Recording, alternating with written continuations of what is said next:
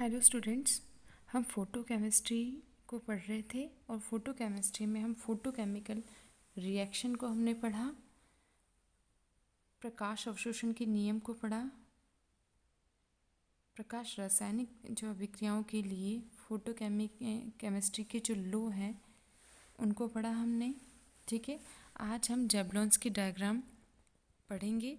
Jablons की diagram photochemistry जो है उसका बहुत इम्पॉर्टेंट टॉपिक है, तो इसे बहुत ध्यान से पढ़ना। इसमें क्वेश्चंस भी काफ़ी आते हैं। ठीक है, तो जेबलोन्स की डायग्राम क्या है?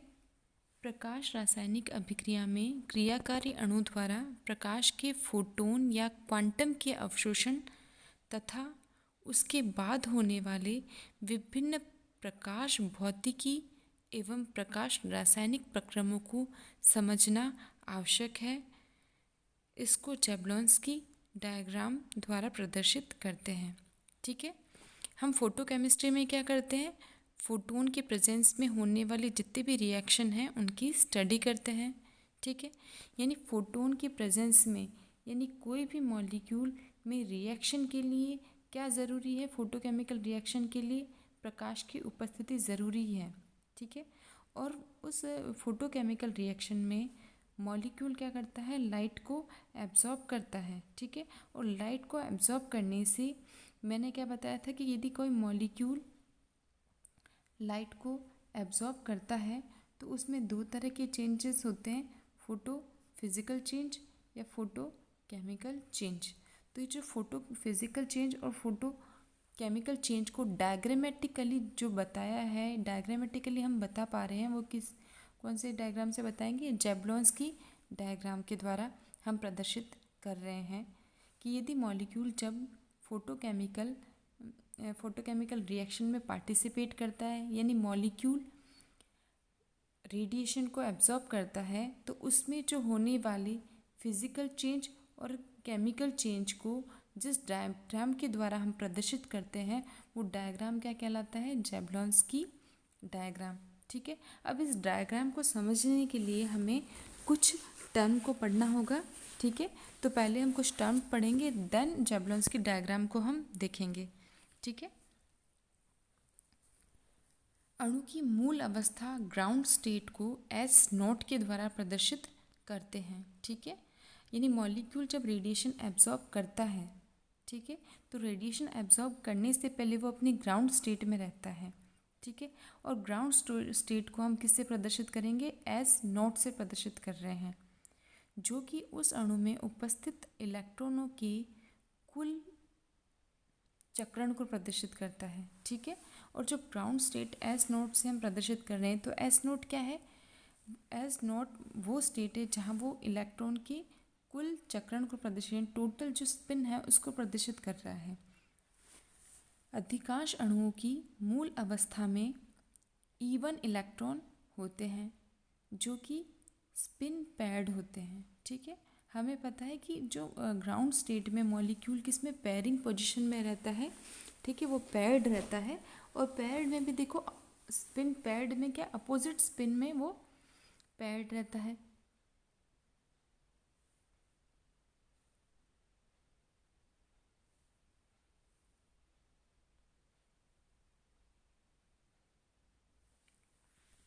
तथा स्पिन अवस्था इन चक्रण अवस्था ज्ञात करने के लिए 2s+1 सूत्र का प्रयोग करते हैं।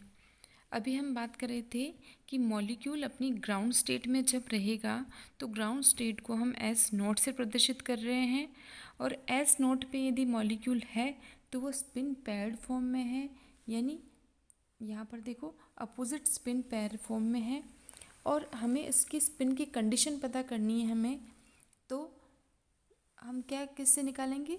उसकी चक्रण अवस्था को हम 2s+1 सूत्र से निकालेंगे, जहाँ एस इलेक्ट्रॉन के कुल चक्रण को प्रदर्शित कर रहा है, या टोटल एस जो है वो क्या है? टोटल स्पिन को प्रेजेंट कर रहा है एस ज़ीरो स्टेट में। अतः इस पद को उस अवस्था की चक्रण बहुलता या स्पिन मल्टीप्लिसिटी कहते हैं। ठीक है, यानी 2s+1 क्या है? स्पिन मल्टीप्लिसिटी को शो कर रहा है किसी भी स्टेट में।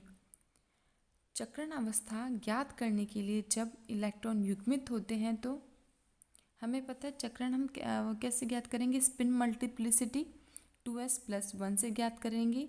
लेकिन 2s+1 से हमें स्पिन मल्टीप्लिसिटी हम तभी निकाल पाएंगे जब हमें टोटल s पता हो। ठीक है, उस स्टेट में टोटल s या टोटल स्पिन का मान हमें पता हो। और टोटल स्पिन क्या होगा, जितने भी इलेक्ट्रॉन प्रेजेंट हैं तो उसका क्या है, उसका s1 + s2 क्या है, एक इलेक्ट्रॉन की स्पिन और दूसरे इलेक्ट्रॉन की स्पिन को प्रदर्शित कर रहा है। ठीक है, यदि एक जो s है वो s1 + s2 है हमारे पास में, तो ये एक इलेक्ट्रॉन की स्पिन और दूसरे इलेक्ट्रॉन की स्पिन को प्रदर्शित कर रहा है। हमने फर्स्ट इलेक्ट्रॉन की यदि हम कह रहे हैं कि इसकी स्पिन क्या है +½ ठीक है, और सेकंड वाले की क्या है -½ तो ये क्या हो जाएंगे, कैंसिल आउट हो जाएंगे और हमें क्या मिल जाएगा, टोटल s 0 प्राप्त होगी। और हमें यदि स्पिन मल्टीप्लिसिटी निकालनी है तो हम कौन सा फॉर्मूला यूज़ करेंगे, 2s+1 का फॉर्मूला यूज़ करेंगे। और 2s+1 यदि हमने बात की कि इलेक्ट्रॉन यदि पेयर्ड है और अपोजिट पेयर्ड है, अपोजिट स्पिन में पेयर्ड है, तो +½ और -½ एक दूसरे को कैंसिल आउट कर देंगे और हमें टोटल s क्या मिल गई, 0। अब इस टोटल s को हम किस में रखेंगे, 2s+1 फॉर्मूले में रखेंगे। तो 2 × 0 करेंगे तो ये वैल्यू क्या हो जाएगी, 0 और +1 तो हमारे पास में क्या है, 1 फाइनल। अतः जो s0 जो स्टेट है उसकी जो स्पिन मल्टीप्लिसिटी हमारे पास में कितनी आई, 1।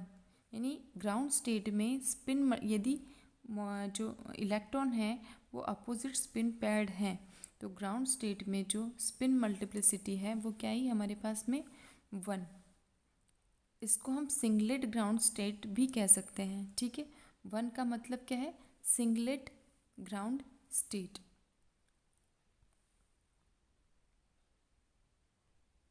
चक्रण अवस्था ज्ञात करने के लिए 2s+1 सूत्र में कुल चक्रण s का मान रखने पर यदि मान सिंगलेट स्टेट प्राप्त हो तो अवस्था क्या होगी, सिंगलेट स्टेट होगी। यदि मान 3 प्राप्त होगा तो अवस्था क्या होगी, ट्रिपलेट स्टेट कहलाएगी। ठीक है, यदि एक स्पिन +½ है, दूसरी स्पिन -½ है, ठीक है, तो अगर यदि स्पिन पेयर्ड है, अपोजिट पेयर्ड है, ठीक है, तब तो क्या हो जाएगी, सिंगलेट स्टेट हो जाएगी। ठीक है, और यदि मॉलिक्यूल एनर्जी को एब्जॉर्ब कर रहा है तो 2 कंडीशन हो सकती हैं, या तो वो सिंगलेट स्टेट में हो या फिर वो T से मतलब है ट्रिपलेट स्टेट, S से मतलब है सिंगलेट स्टेट। यदि मॉलिक्यूल एनर्जी एब्जॉर्ब कर रहा है और एनर्जी एब्जॉर्ब करके मॉलिक्यूल उसी कंडीशन में एक्साइटेड होके चला जाता है, एक अपोजिट स्पिन। अब देखिए यहाँ पर मॉलिक्यूल के पास जो स्पिन है हमारे पास में पेयर्ड स्पिन है। ठीक है, यदि इसका एक इलेक्ट्रॉन एनर्जी यहाँ पर इस मॉलिक्यूल को यदि हमने एनर्जी दी और एनर्जी अब्जॉर्ब करके इसका जो दूसरा इलेक्ट्रॉन है एक्साइटेड हो जाता है। ठीक है, और एक्साइटेड हो के देखो आप यहाँ देख रहे हो ये भी अपोजिट स्पिन में है और यहाँ भी क्या है, अपोजिट स्पिन ही है। यानी स्पिन जो है वो चेंज नहीं हुई है, स्पिन तो एज इट इज़ रही है, ये भी अपोजिट स्पिन में है और यहाँ पर भी अपोजिट स्पिन है। ठीक है, तो स्पिन मल्टीप्लिसिटी में कोई चेंज नहीं आएगा क्योंकि +½ और -½ वो कैंसिल आउट हो जाएंगे, तो स्पिन मल्टीप्लिसिटी क्या रहेगी हमारे पास में, जो आएगी 2s+1 से वो 0 आएगी। यानी इसका मतलब क्या, वो सिंगलेट स्टेट में है। ठीक है, अगर यदि मॉलिक्यूल में एक इलेक्ट्रॉन एनर्जी एब्जॉर्ब करके एक्साइटेड होके एक्साइटेड स्टेट में चला गया, लेकिन हम यहाँ देख रहे हैं कि ये तो एज इट इज़ है, लेकिन जो दूसरा इलेक्ट्रॉन है वो वापस क्या हो रहा है, रिवर्स होके, ये देखो यहाँ पर तो अपोजिट स्पिन में है वो, लेकिन यहाँ पर क्या हो, रिवर्स होके गया है इलेक्ट्रॉन। ठीक है, तो रिवर्स होने से अब यहाँ देखो क्या हुआ, ये भी +½ पोजीशन में, ये भी +½ पोजीशन में, +½ +½ वो हो जाएंगे 1 और 2s+1 स्पिन मल्टीप्लिसिटी यदि हमने निकाली तो हमारे पास में क्या आ जाएगी 2s + 1 से 2 × 1 कितना हो गया 2 + 1 क्या हो गया 3। तो 3 क्या आ गई हमारे पास में ट्रिपलेट स्टेट आ गई। ठीक है, तो हमारे पास में यदि मॉलिक्यूल फोटोन एनर्जी एब्जॉर्ब कर रहा है तो यदि उसके स्पिन में अगर कोई चेंज नहीं आ रहा है तो वो क्या रहेगा सिंगुलर स्टेट में। यदि स्पिन रिवर्स हो गई तो क्या हो जाएगा हमारे पास में ट्रिपलेट स्टेट हमको मिलेगी।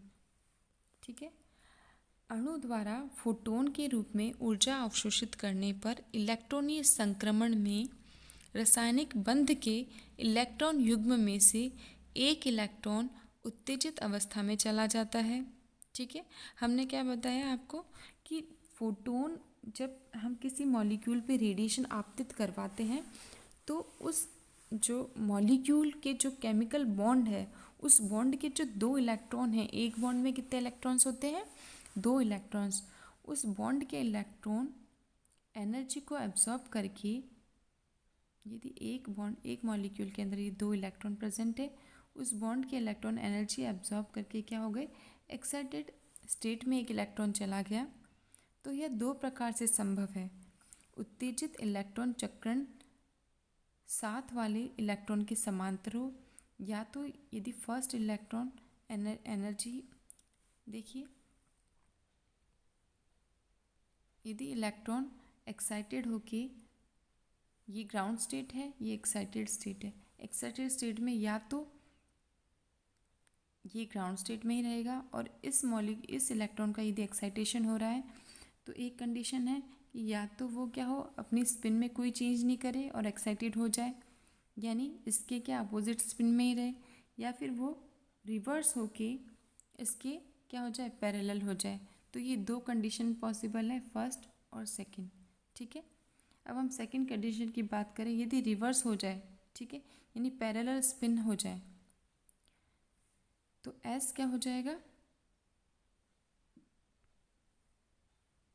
S = S1 + S2। ठीक है, प्लस हाफ कितना हो जाएगा 3, तो प्लस हाफ कितना हो जाएगा 1। और स्पिन मल्टीप्लिसिटी यदि हम काउंट करें 2s + 1 से तो हमारे पास में क्या आ गई 3 क्या है यहाँ पर ट्रिपलेट स्टेट। अतः अणु की चक्रण बहुलता कितनी होगी 3 होगी।